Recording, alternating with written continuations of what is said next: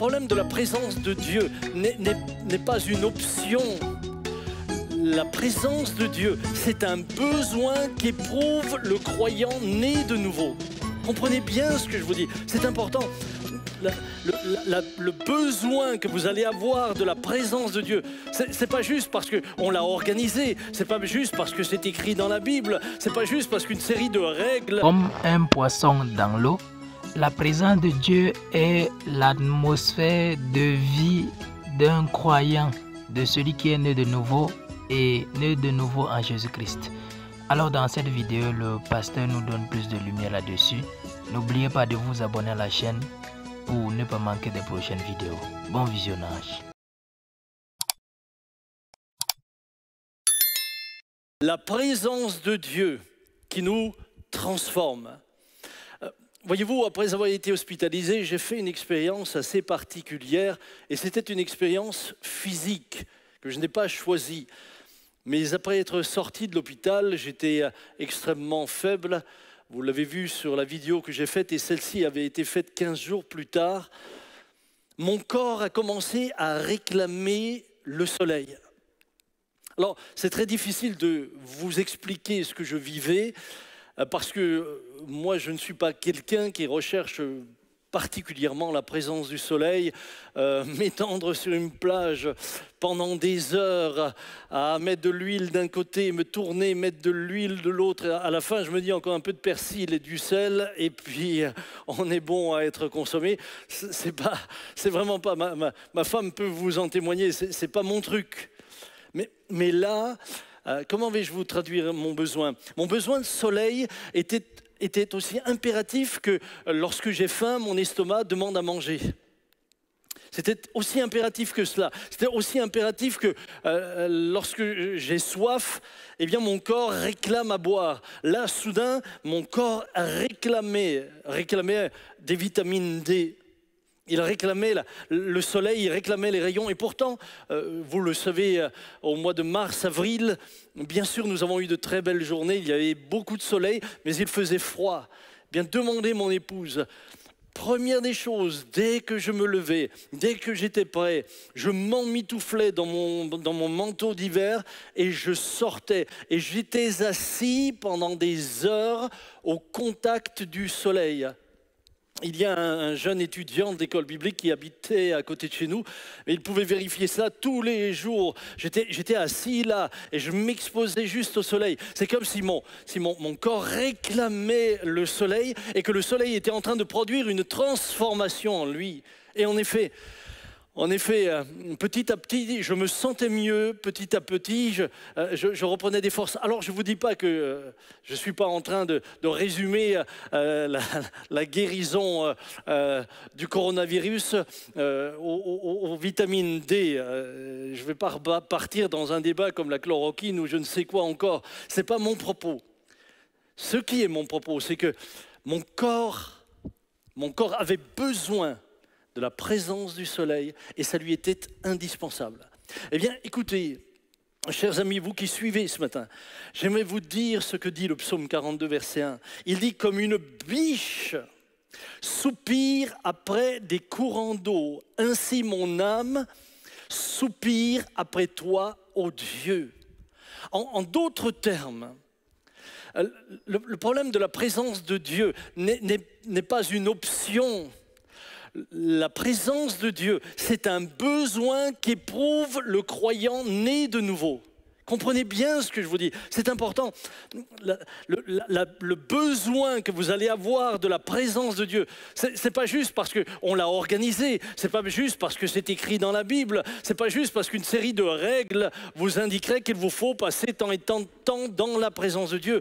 Ce que le psalmiste est en train de vous dire, c'est ce que je vivais moi exactement avec mon corps, c'est que lorsque vous êtes enfant de Dieu, lorsque vous êtes né de Dieu, vous êtes un organisme vivant qui a besoin de la présence du Créateur. C'est vital. C'est vital. Vous savez, c'est comme l'amour. On ne décrète pas le fait d'aimer. Le jour où je suis tombé amoureux de cette belle jeune fille qui était qu'elle est toujours encore, je vais le dire comme ça, elle est toujours encore belle, mais elle a des kilomètres maintenant au compteur, comme moi-même d'ailleurs. Et évidemment, la beauté se transforme et la beauté devient beaucoup plus intérieure. Extérieurement, nous nous modifions un peu, mais lorsque l'amour est venu pour cette jeune femme, ça ne pouvait pas s'organiser. Personne ne pouvait organiser ce sentiment. Par contre, ce sentiment étant présent, je n'avais qu'un désir, c'est sa présence. Je n'avais qu'un désir, c'est sa présence. Et ce matin, bien-aimés, vous qui suivez ce culte, j'aimerais vous dire que pour moi, il est presque incompréhensible lorsque des chrétiens me disent qu'ils sont chrétiens sans avoir besoin de la présence du Christ. Comprenez, c'est quelque chose que j'ai du mal à entendre. Parce que je me dis, il y a dans leur marche chrétienne, eh bien, une étape qui a été ratée. Il y a quelque chose qui manque, il y a quelque chose qui n'est pas organique. Ils s'inscrivent dans un fonctionnement, mais dans lequel la communication de vie n'est pas encore. C'est pourquoi je suis parfois triste lorsque des personnes me disent « Ah, mais vous savez, moi, cher pasteur, le culte du dimanche me suffit. » Mais comment puis-je déclarer à celle que j'aime « Je t'aime du fond du cœur, mais une fois par semaine, ça suffit amplement. » Il y a un paradoxe, ça ne fonctionne pas ensemble. Cela ne va pas ensemble.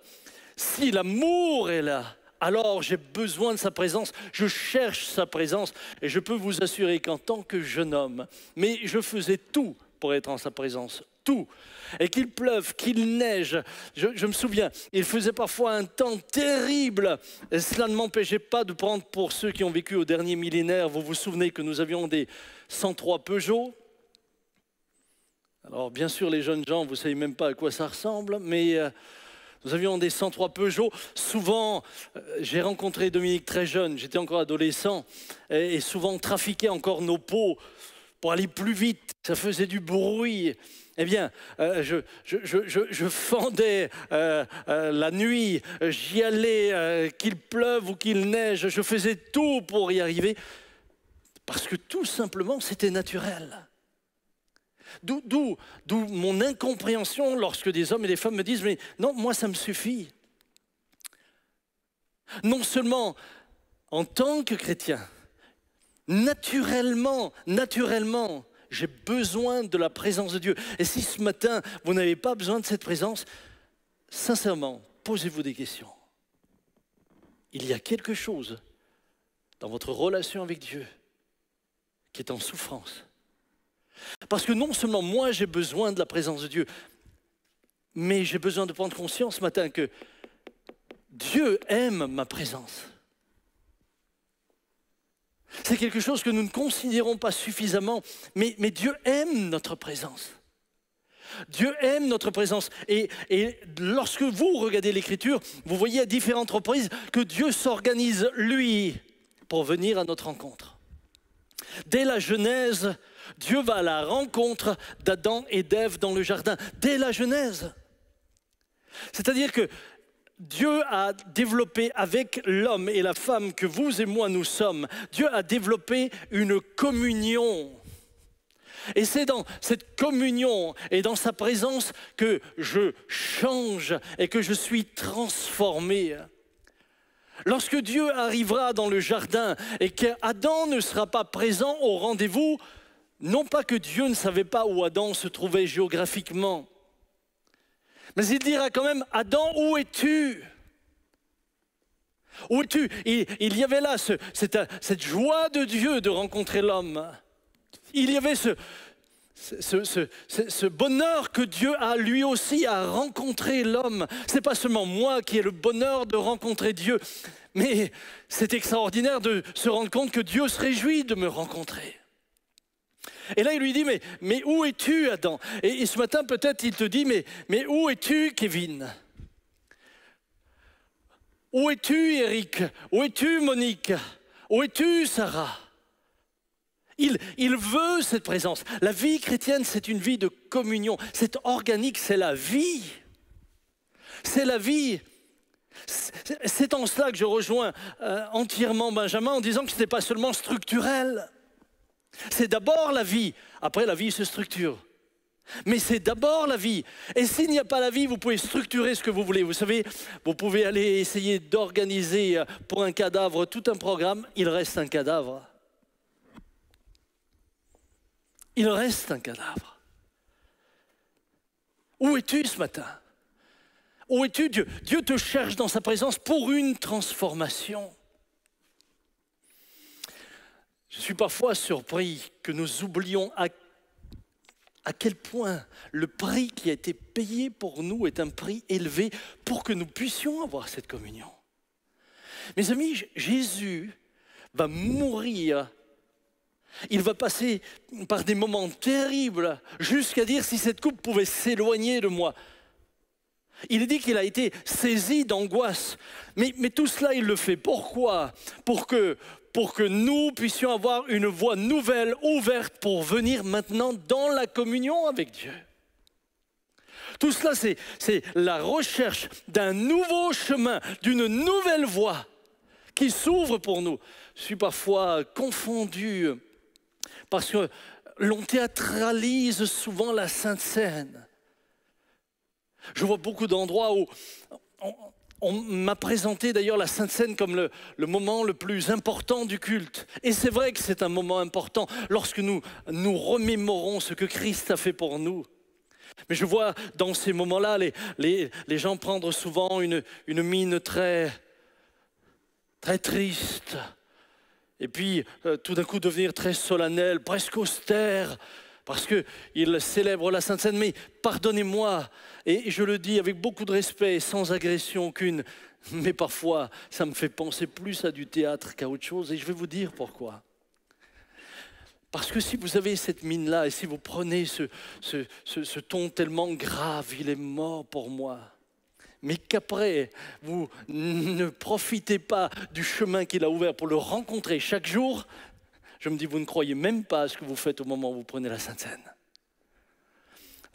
La Sainte Seine devrait vous rendre conscient qu'il est venu déchirer le voile pour que vous puissiez, et moi je puisse, être transformés en venant régulièrement dans sa présence. Mes amis, il ne s'agit pas seulement de théâtraliser de manière très religieuse des moments comme celui de la Sainte Seine pour que ce soit profond et sérieux. Ce qui va prouver que j'y crois, ce qui va montrer, ce qui va faire la démonstration, c'est ma communion avec Dieu.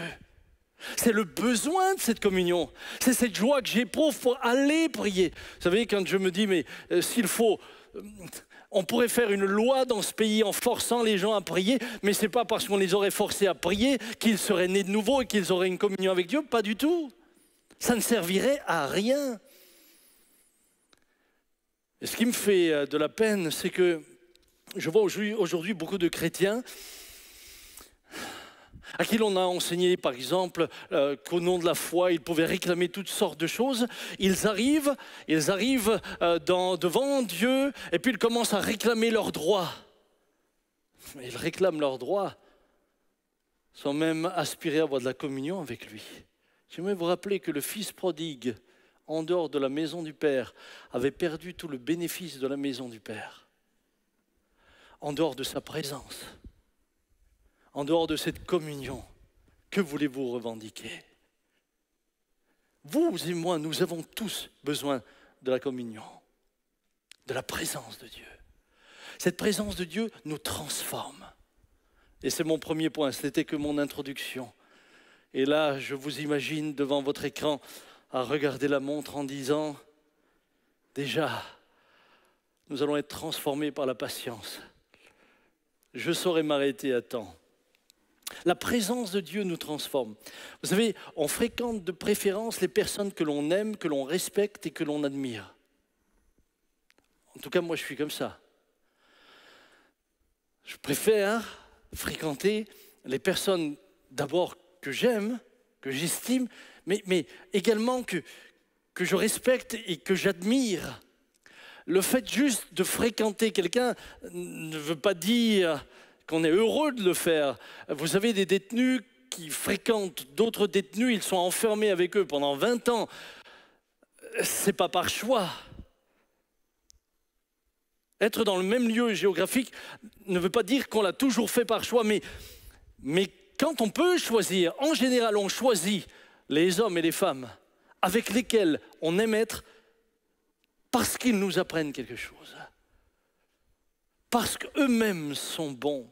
Voyez-vous, à force d'être avec eux, à force d'être avec elles, eh bien, elles vont exercer sur vous une influence, automatiquement.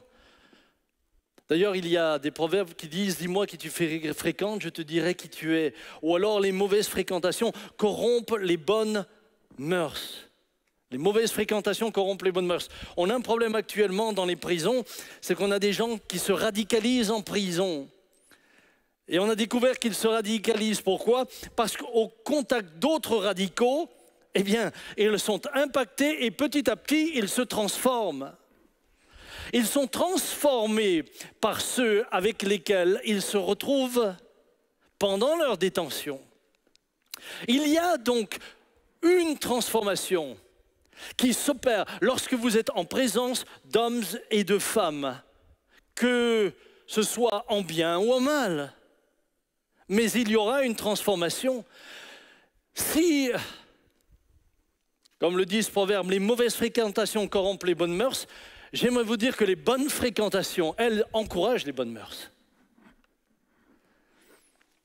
Mes amis, j'ai eu le privilège, et j'ai le privilège, et que Dieu me garde et m'accorde encore longtemps le privilège de continuer à fréquenter celui que vous appelez maintenant communément Papa Jean. Lorsque vous fréquentez Papa Jean, au bout d'un moment, vous ne pouvez que aimer les gens. J'ai jamais vu Papa Jean avec de l'amertume parler en mal. Et pourtant, je le fréquente depuis longtemps. Jamais. Jamais. Toujours, il faut pardonner. Si vous fréquentez longtemps Papa Jean, eh bien, vous allez avoir envie de parler à tout le monde de Jésus. Parce que c'est exactement ce qui transpire de lui. Passez du temps avec Papa Jean et il va vous parler de la gloire de Dieu. Il va vous parler de tout ce que Dieu a fait. Vous repartez de chez lui, vous arrivez chez lui déprimé, je peux vous assurer que vous repartez encouragé. Il communique quelque chose. Votre manière de penser, votre manière de voir le monde, votre manière de voir la vie se transforme dans la présence de tels hommes. J'ai eu la grâce de connaître notre cher frère Reinhard Bonnke qui maintenant est près du Seigneur. Et j'ai eu l'occasion de manger avec lui chez nous à la maison. J'ai eu l'occasion aussi de le traduire pendant quelques jours. Et voyez-vous, il se passait quelque chose. Si vous étiez en contact avec Reinhard Bonnke, vous ne pouviez pas ressortir de sa présence sans avoir envie de dépeupler l'enfer pour peupler le ciel, selon sa phrase consacrée. Il vous communiquait un désir de voir les hommes sauvés. Il vous communiquait quelque chose, mais c'était extraordinaire. Ça transformait et ça a influencé aussi ma manière d'être. La présence nous transforme. La présence nous change. Cependant, j'ai parlé de Papa Jean, j'ai parlé de Reinhard Bonnke, je pourrais parler d'autres serviteurs de Dieu. Cependant, ils ont tous quelque chose que j'ai constaté en commun. Tous. Ces hommes de Dieu ont tous une vie intime avec Dieu. Tous. Lorsque vous arrivez chez Papa Jean, vous le trouverez souvent devant sa Bible ouverte. C'est pour lui aussi naturel que de respirer. C'est pour lui aussi naturel que quand moi j'ai eu besoin d'exposer mon corps au soleil, exposer son âme à la parole de Dieu, être au contact de Dieu par sa parole. Un homme comme Reinhard Bonnke était un homme j'arrivais parfois chez lui où il logeait, quand j'arrivais, il était en train de méditer sa Bible ou en train de prier. C'était des hommes, et ce sont des hommes qui ne sont pas préoccupés par le regard des autres. Je peux le dire, Papa Jean est un homme vraiment libre. Vraiment libre. Il ne dépend pas de ce que vous dites de lui en bien ou en mal. Il ne dépend pas de cela, tout en vous respectant, tout en vous honorant, tout en vous aimant. Mais il ne dépend pas de vous. Il dépend de celui qui le sert. Et lui me dit toujours une chose. Il dit, Samuel, ce qui est important pour moi, ce n'est pas ce que les gens pensent de moi, mais c'est ce que lui pense de moi. Ça, c'est l'essentiel. Ce que les gens pensent de moi, peu m'importe. Certains m'aimeront, d'autres me haïront. Mais ce que lui pense de moi, ça c'est déterminant pour le présent et pour l'avenir. Et c'était la même chose pour un frère comme Reinhard. Ce sont des hommes libres. La présence de Dieu entretenue dans leur vie les a transformés, a transformé leur manière de penser, de parler, d'agir, de regarder la vie. Elle leur a donné une assurance profonde. Et cette assurance, elle vient de Dieu. Ce matin, oh que je voudrais vous communiquer cela. Vous savez, si je pouvais vous le livrer dans un paquet, je ferais un click and collect. Je me tiendrais à la porte de l'église toute la journée avec un click and collect. Et je vous attendrai pour vous le donner. Mais je ne vais pas vous le donner comme ça. Je vais juste vous indiquer la voie parce que je ne peux pas prendre votre place. Demandez mon épouse. Moi, mes moments les plus précieux sont ceux dans la présence de Dieu.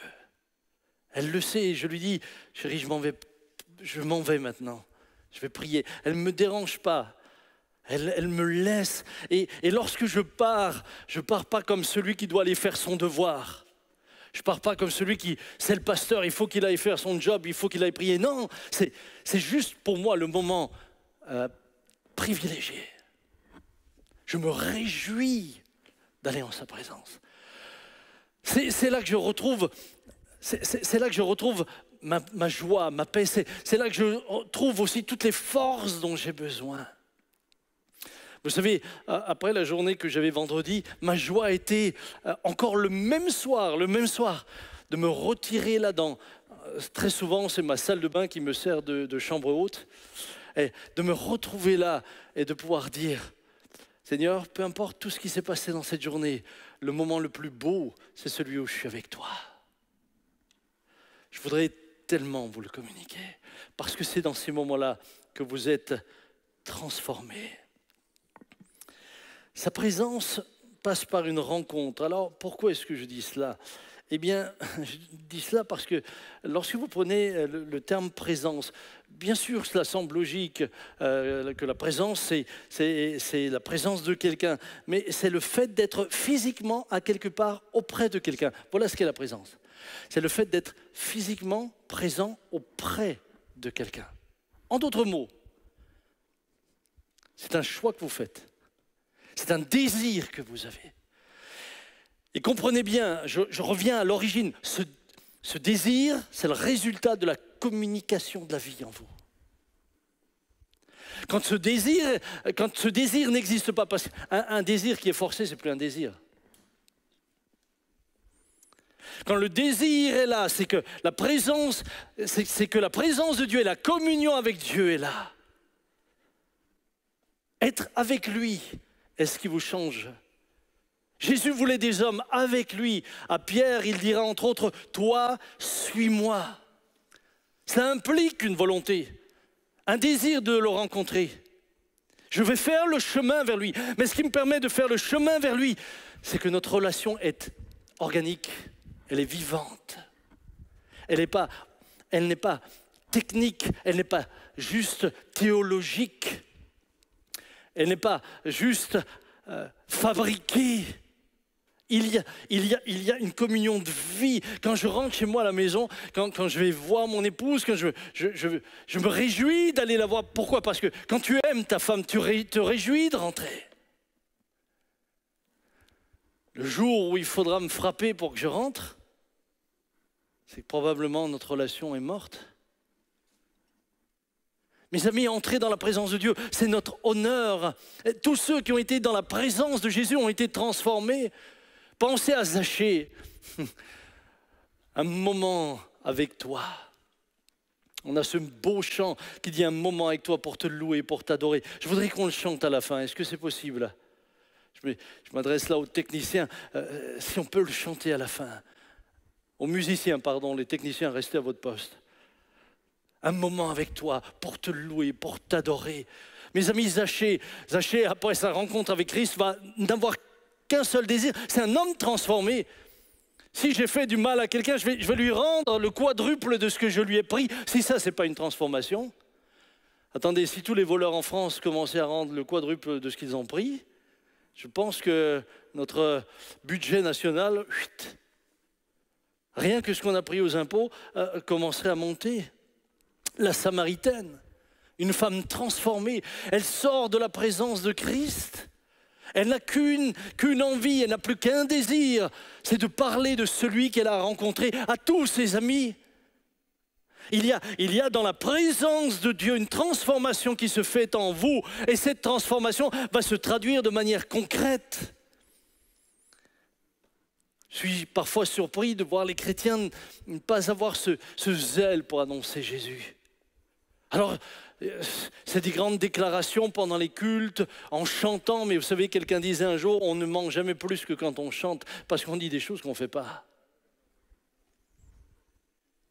Ce sont des grandes déclarations, mais dans le quotidien, est-ce que ça se vérifie? Est-ce qu'on se réjouit de parler de lui? La Samaritaine sera transformée. La rencontre avec Dieu a transformé Moïse. Elle a littéralement transformé Moïse. Ceci dit, pour être dans l'intimité avec Dieu, il a fallu que Moïse grimpe sur le Sinaï et y passe 40 jours.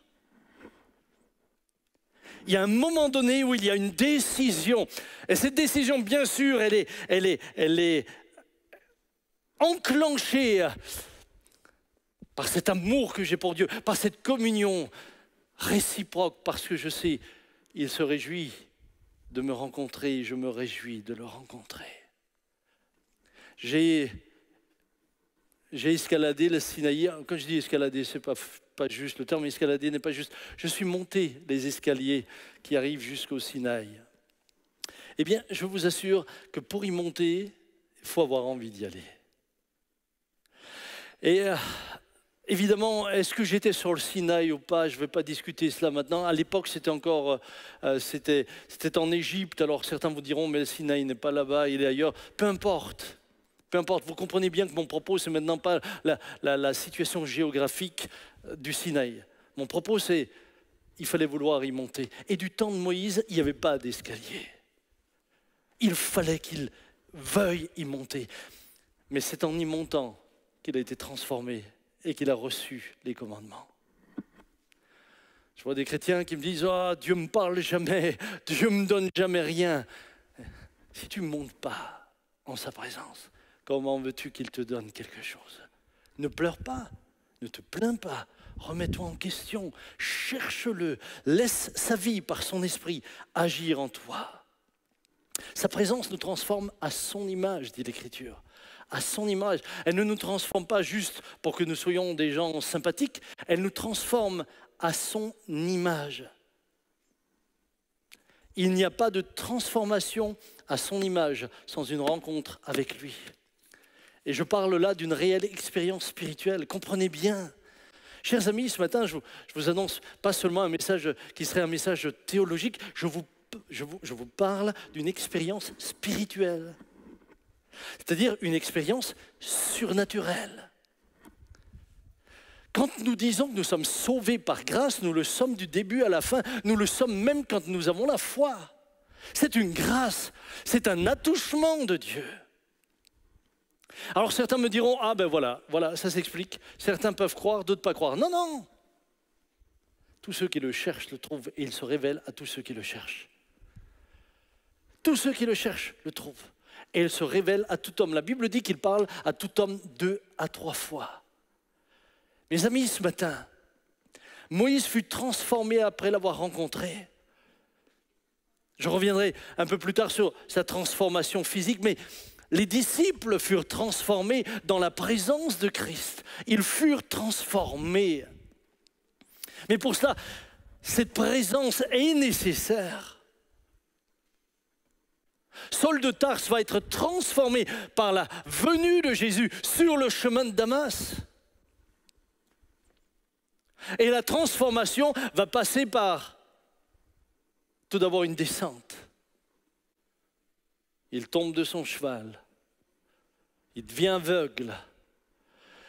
Lui qui était réputé, lui qui était reconnu comme étant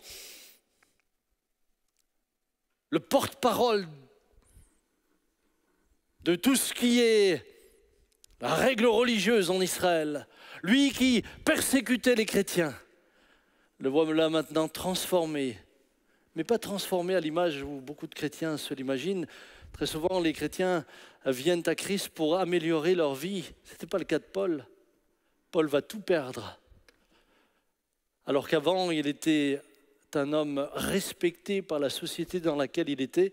Ensuite, il sera un homme pourchassé à tel point qu'un jour, on va devoir le faire fuir par un panier que l'on a descendu le long d'une muraille. Transformé. Transformé non pas à notre image, transformé non pas à nos ambitions, pour nos ambitions, transformé à son image. Pour des buts bien plus élevés que les nôtres, bien plus beaux, bien plus grands. Regardez les disciples à la Pentecôte. Bien sûr, ils avaient été avec Christ. Ils vont être transformés par la présence de Christ. Mais ils vont aussi être transformés lorsque le Saint-Esprit viendra. Et là, dans la chambre haute, tout d'un coup, l'effusion de l'Esprit descend sur eux.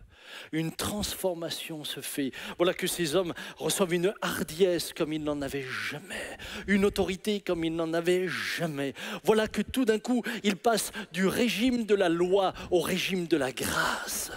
Et de ce régime de la loi qu'ils connaissaient en tant que juifs depuis leur enfance, ils vont passer courageusement au régime de la grâce. Il y a une transformation dans leur mentalité. Chers amis, une transformation dans leur mentalité. Parce que pour qu'ils puissent passer du régime de la loi au régime de la grâce, il fallait que leur être et leur mentalité tout entière changent. Et elles ne pouvaient que changer au contact de Dieu. Sans quoi vous allez essayer de vous réformer vous-même.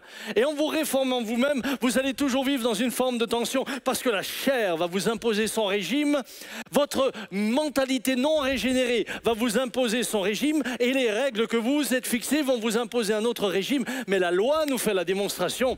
Tout l'Ancien Testament, au travers de la loi, nous fait la démonstration que l'homme est incapable par lui-même de respecter cette dernière.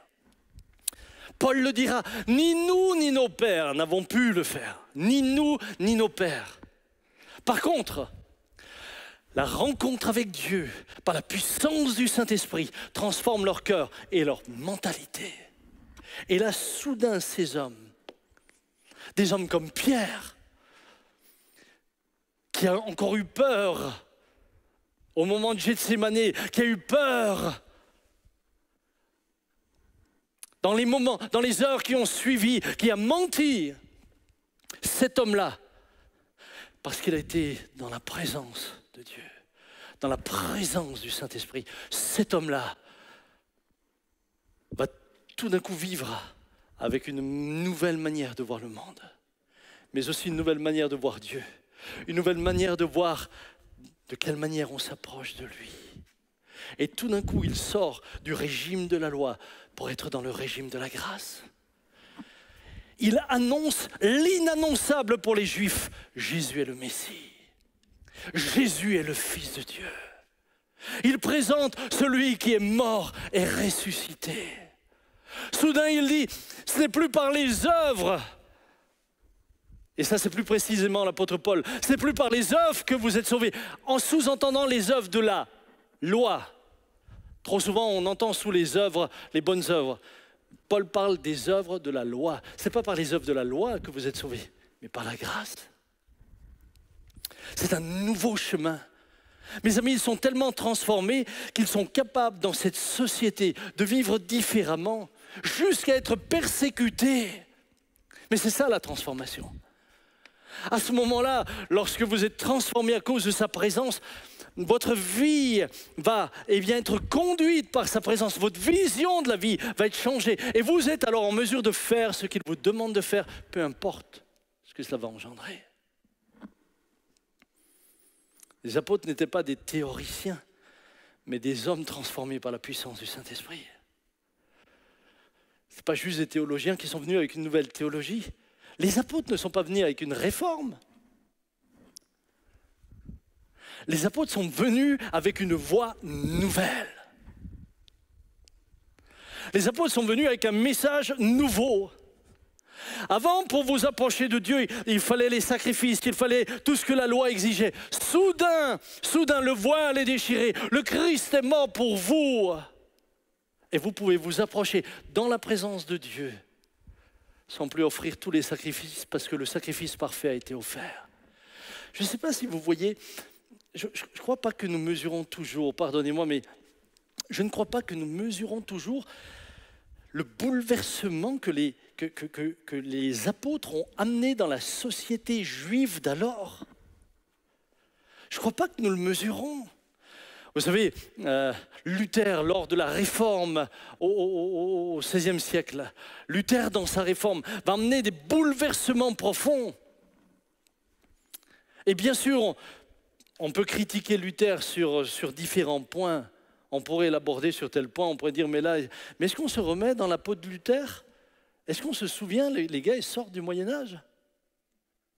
Est-ce qu'on se rend compte dans quel contexte ces hommes-là vont emmener un message totalement révolutionnaire? Est-ce qu'on se rend compte à quoi ils ont été confrontés? Moi, quand je vois aujourd'hui un tas de jeunes gens écrire sur Luther en disant « oui, mais ceci, oui, mais cela », mais ça se voit que vous n'y étiez pas. Alors vous allez me dire « toi non plus ». C'est vrai. Mais ces hommes ont amené un changement de manière de voir la relation avec Dieu, la vie avec Dieu et la société, mais d'une manière extraordinaire. Ce que les apôtres ont produit comme changement au travers de leur transformation par la puissance du Saint-Esprit, ça a bouleversé la société juive. Mais ça a impacté les Grecs, ça a impacté les Romains. Ça va changer le visage des choses. Ça va changer le visage de l'époque. Une telle influence à cause d'une telle rencontre. Ça ne se programme pas, ça ne s'organise pas, ça se reçoit et ça se communique. Comprenez ça, c'est essentiel. Mes amis, dans 2 Corinthiens 3, verset 18, Paul dit « Nous tous, qui le visage découvert, contemplons comme dans un miroir la gloire du Seigneur, nous sommes transformés en la même image de gloire en gloire, comme par le Seigneur. » Nous sommes transformés de gloire en gloire. Cela passe de la nouvelle naissance en passant par la sanctification pour nous mener vers la gloire dans le ciel. Je voudrais que vous soyez debout sur vos chaises à la maison en disant « Alléluia ». Mais cette nouvelle naissance, c'est un attouchement de Dieu. C'est ça ce qui rend le tout organique. Sinon tout est figé, sinon tout n'est que règle religieuse. Mais le cœur n'est pas changé, la mentalité n'est pas changée. Regardez, dans Galates 5, 22, 23, au fur et à mesure que les chrétiens, à cause de la présence de l'Esprit, à cause de cette présence à laquelle ils s'exposent, eh bien, produisent des fruits. À partir de ce moment-là, plus je produis le fruit de l'Esprit, plus je ressemble à mon Maître. Mais le fruit de l'Esprit, je ne peux pas le fabriquer. Je ne peux pas fabriquer la maîtrise de moi. Je ne peux pas fabriquer la douceur. La douceur, tu l'as ou tu ne l'as pas. Elle te vient de quelqu'un. Tu ne la fabriques pas. La maîtrise de soi, Tu l'as ou tu l'as pas. Tu peux te maîtriser, bien sûr. Il y a des moments où on peut se maîtriser. Mais qu'est-ce que ça veut dire quand on se maîtrise comme ça? On maîtrise juste sa colère, on la retient. La maîtrise de soi, c'est autre chose. C'est que cette colère, tu ne l'éprouves même pas. Tu es dans la paix. Tu restes dans le repos. Peu importe qu'on t'agresse, qu'on te dise toutes sortes de choses ou qu'on te pose toutes sortes de questions, tu restes dans la paix.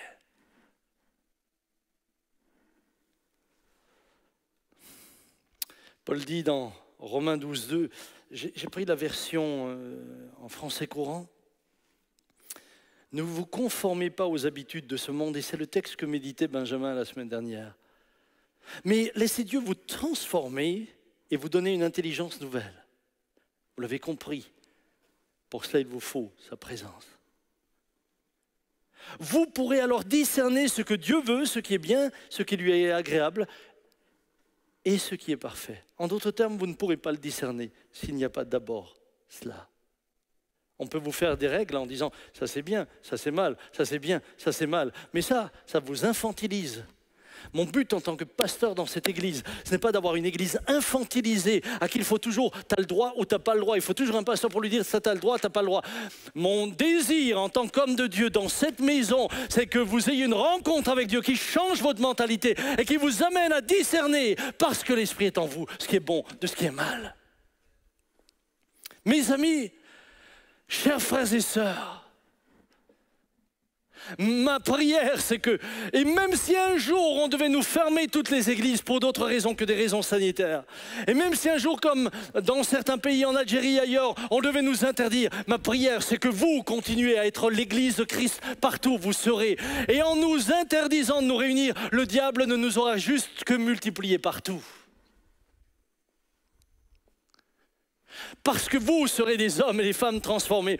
Lorsqu'on a persécuté l'église de Jérusalem, lorsque l'église de Jérusalem a été éclatée, tout ce que le diable a réussi, c'est de multiplier la propagation de l'évangile au travers d'hommes et de femmes qui étaient des hommes et des femmes organiques, dont la mentalité avait été changée parce qu'ils avaient été touchés par Dieu. Ça, c'est notre prière. Notre prière, ce n'est pas plus de règles. Notre prière, ce n'est pas de vous dire, oui, la longueur de la jupe. Notre prière, ce n'est pas, oui, les cheveux. Notre prière, ce n'est pas ça. Notre prière, c'est que vous soyez des hommes et des femmes remplis de sa présence pour que vous-même soyez en mesure de discerner ce qui est bien et ce qui lui est agréable. Oh, bien-aimés. Et évidemment, cela se traduit dans la marche chrétienne. C'est pour ça que Paul leur dit, mais vous, ce n'est pas ainsi que vous avez appris à connaître le Christ, si du moins vous avez entendu parler de lui et si vous avez été instruit en lui, conformément à la vérité qui est en Jésus, c'est-à-dire vous dépouiller à cause de votre conduite passée de la vieille nature qui se corrompt par les convoitises trompeuses, être renouvelé par l'Esprit dans votre intelligence et revêtir la nature nouvelle. Mais vous ne pouvez pas revêtir la nature nouvelle sans avoir été mis au contact de l'Esprit qui transforme votre intelligence. Et c'est là que je crois que beaucoup de chrétiens souffrent. Beaucoup de chrétiens souffrent à cause de cela. Ils essayent de vivre comme s'ils avaient la nature nouvelle sans avoir été renouvelés par le Saint-Esprit dans leur intelligence. Ce qui fait que la vie chrétienne devient difficile. Tout d'un coup, elle devient nouveau une vie de loi, d'interdiction, d'obligation, de ceci, de cela. La démonstration de ce changement va se faire naturellement. Il dira renoncer au mensonge et que chacun de vous parle selon la vérité à son prochain. C'est une conséquence. Si vous vous mettez en colère, il ne dit pas que ça n'arrivera plus, même quand vous avez été renouvelé. Mais il dira, ne péchez point que le soleil ne se couche pas sur votre colère. C'est pour ça que si j'ai une dispute avec ma femme, moi je n'éteins pas la lumière. Comme ça, le soleil ne se couche pas. Non, je pardonne. Je pardonne, je vous embête. Ne donnez pas accès au diable. Que celui qui dérobait ne dérobe plus.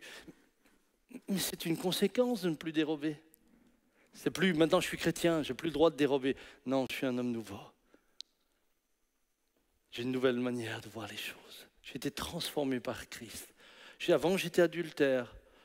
Mais je n'ai plus envie de faire ces choses. Elles ne font plus partie de moi. Je suis une nouvelle création. Vous savez, lorsque j'étais à l'hôpital, il s'est passé quelque chose de très particulier. Je vous l'avais raconté, je ne vais pas m'étendre longtemps là-dessus. Mais tout d'un coup, Dieu est venu par son esprit. Et j'ai pleuré sur moi-même, pleuré sur ma nature humaine. Oh, j'étais né de nouveau, mais j'avais le sentiment, je l'ai dit, de renaître une deuxième fois de nouveau. Et quand sa présence est venue, lui, il n'avait pas besoin de me dire « ça, c'est pas bien, ça, c'est pas bien ». Il a besoin de rien me dire. Sa seule présence suffisait à ce que moi-même, je le voie. Et je me disais, mais comment tu peux faire ça? Ou comment tu peux avoir cette attitude? Ou comment tu peux avoir cette réaction? C'était extraordinaire. Je sais que le jour où j'arriverai devant le trône de Dieu, il n'a même pas besoin de m'expliquer, mais tu as fait ceci, tu as fait cela, ça c'était mal. Non, sa seule présence met en évidence tout ce qui ne va pas. Et je pleurais, et je me lamentais, et je me repentais. Je bénis Dieu. Vous savez, bien sûr que cette période de la Covid a été et est extrêmement difficile, et je pense encore une fois à toutes nos familles qui ont perdu un être cher, mais ce matin, bien aimés, j'aimerais vous dire une chose, elle a été pour beaucoup aussi le moment d'un retour, d'une nouvelle rencontre dans la présence de Dieu et d'une transformation. Maintenant, est-ce qu'une fois que vous êtes transformé, ça y est, c'est bon, vous savez, je vais vous dire une chose, une fois que vous êtes transformé, votre vieille nature va essayer de vous recoloniser. C'est comme si vous chassiez un ennemi du pays. Et puis, au bout d'un certain temps, alors pendant tout un temps, l'ennemi est l'ennemi. Et vous le discernez bien. Et vous savez, c'est ça ce qui est incroyable. Quand vous avez un ennemi, vous le discernez bien, vous le chassez et vous lui résistez et vous veillez surtout à ce qu'il ne revienne pas. Mais avec le temps qui passe, on oublie un peu qu'il était notre ennemi. Et puis un jour, l'ennemi va acheter une maison dans le pays, puis on ne dit rien, c'est pas grave. Et puis, il invite un de ses collègues, puisqu'il dit, écoute, ça se passe bien, viens t'installer. Puis c'est 2 maisons, et puis au bout d'un moment, c'est un quartier. Puis un jour, c'est une ville. Alors c'est qu'une ville dans le pays, mais un jour, c'est une région. Et tout d'un coup, vous vous rendez compte, mais tout ce de quoi Dieu m'avait libéré, parce que j'ai veillé dans sa présence, eh bien, à garder ce qu'il m'avait donné, je l'ai perdu. Pourquoi? Parce que je ne suis pas retourné dans sa présence. Ce matin,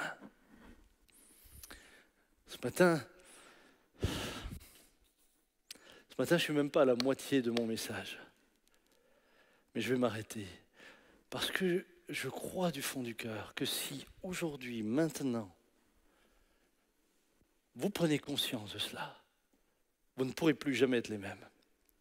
Vous ne pouvez pas vous contenter d'être des chrétiens qui se cachent derrière des règles. Vous ne pouvez pas vous contenter d'être des chrétiens qui disent « un culte me suffit » ou alors une prière très formalisée dans la journée et j'ai fait mon devoir. Si vous êtes chrétien, vous n'êtes plus dans la notion de devoir. Vous êtes dans la joie de le rencontrer. Vous êtes dans une relation vivante avec lui. Organique, pour utiliser un terme qu'on emploie aujourd'hui beaucoup plus.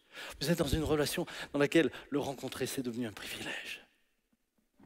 Chers amis, ce matin, si vous recevez ce message, si vous demandez à Dieu de vous permettre d'entrer dans la profondeur de ce que j'ai essayé de vous dire avec mes faibles mots, parce que les mots ne me permettent pas toujours de dire ce que je sens ici. Si vous arrivez à vous remettre en question, vous ne sortirez pas indemne de cette matinée. Vous n'en sortirez pas indemne. Vous serez transformé. Vous serez transformé. Si ce message vous a fait du bien, partagez-le. N'hésitez pas à le partager. À vos amis. Parce que nous voulons que notre pays se réveille. Et le réveil commencera par l'Église. Quand l'Église prie pour que le réveil se produise dans le pays, je crois que l'Église se trompe, à moins qu'elle réalise qu'elle doit d'abord se réveiller. Vous savez ce que c'est réveiller? C'est devenir conscient. Quand je dors, je suis inconscient. Cette nuit, ma femme m'a dit, t'as entendu cette sonnerie? Moi, j'ai rien entendu. J'étais pas conscient. Je dormais. Quand je me réveille, je prends conscience. Je reprends conscience de tout. Que ce matin, Dieu produise un réveil par cette parole dans vos vies. Prions ensemble. Père, quelle grâce. Quelle grâce. Tu nous as proposé non pas une loi. Tu nous as proposé non pas une relation artificielle. Tu nous as proposé une communication de vie. Celui qui a le Fils a la vie éternelle. C'est toi qui le dis. Celui qui a le Fils a la vie. Et je prie que tous ceux qui suivent ce matin aient une communication de vie. Seigneur, ce n'est pas une religion que nous leur annonçons. Ce n'est pas une nouvelle théologie. Ce n'est pas même par une science que nous pourrions les aborder. C'est juste leur dire, à son contact, vous allez être transformés. Par vous-même, vous ne pouvez pas vous transformer. Et ceux autour de vous, s'ils essayent de vous transformer, ils vont vous conditionner, mais pas vous transformer. Mais la vie, en sa présence, la vie qu'il vous communique, va faire de vous des hommes et des femmes dont les mentalités sont changées. Et Dieu parle également là des croyants qui connaissent Dieu depuis 20 ans, 30 ans, 40 ans. Des hommes qui pensent connaître Dieu, qui savent beaucoup de Dieu dans leur intelligence, mais qui ne le connaissent pas dans leur intimité. Saisissez sa grâce ce matin. Saint-Esprit, viens les visiter. Koramandi bisidia sheria. Ibaromambeba otivia seta.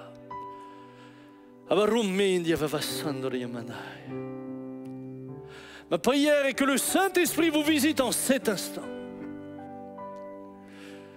Qu'il y ait une réformation des cœurs et une réformation de la pensée. Mais non pas par un discours, mais par le contact avec Dieu. Par la rencontre avec Dieu. Par la transformation qui vient de cette rencontre. Immirimianda soramai, l'immare de chevito, yamesso remenaniu, chi la mare mane vido, assisce l'immarai, chi mi sei riumandello. Meraviglia Signore mendolo a me sull'ai da lei a ser mio che se mi lasciaro ma vero e baraseio. Continuez à le louer là où vous êtes. Je sais que le Seigneur est en train d'agir. Il y a des hommes et des femmes qui passent par une repentance en cet instant, non pas à cause de la prédication, à cause de la présence de Dieu.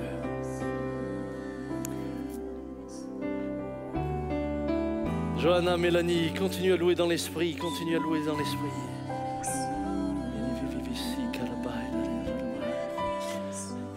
Quelque chose se passe. Dans votre maison, dans votre foyer, quelque chose se passe.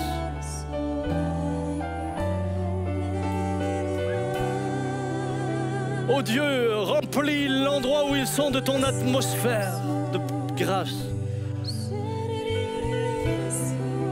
Que le lieu où ils sont, que la chambre où ils sont, que l'endroit où ils sont soit rempli de ta présence. Et qu'au contact de ta présence, commence à naître une transformation. Crée en eux le désir. Crée en eux le désir. Je prie pour cela. Alléluia. Te bénissons, nous t'adorons. Nous te rendons la gloire et l'honneur.